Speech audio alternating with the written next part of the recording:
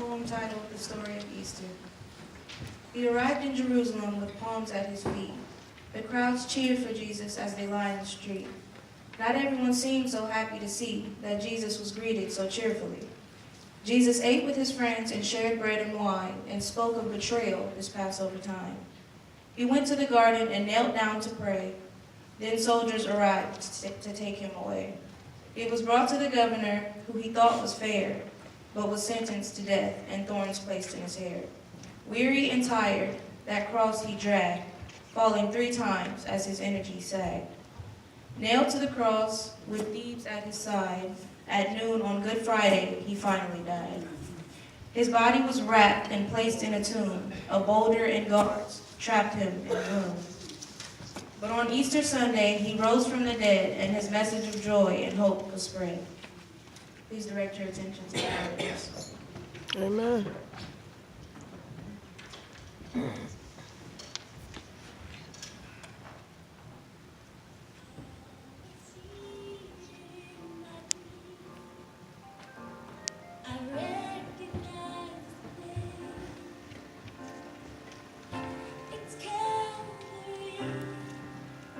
They don't know who's there and then no one stops to look.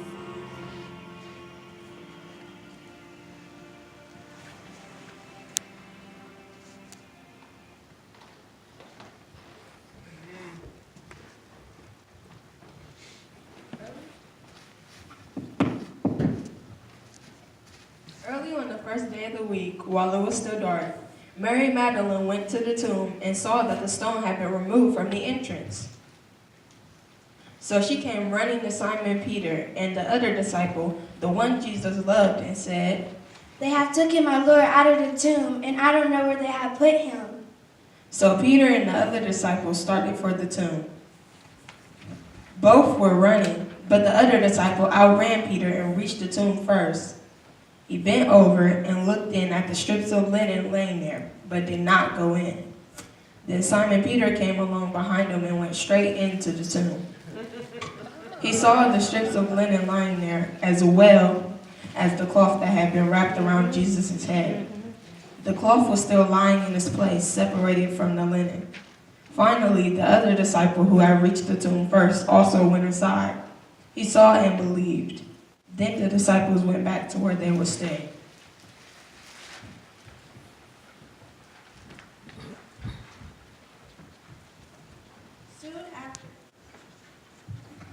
Soon after the death of Jesus, while it was still dark, Mary Magdalene and some other women went to the tomb and saw the stone had been rolled away.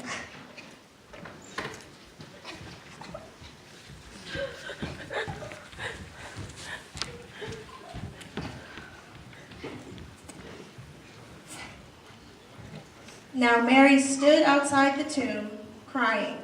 As she wept, she bent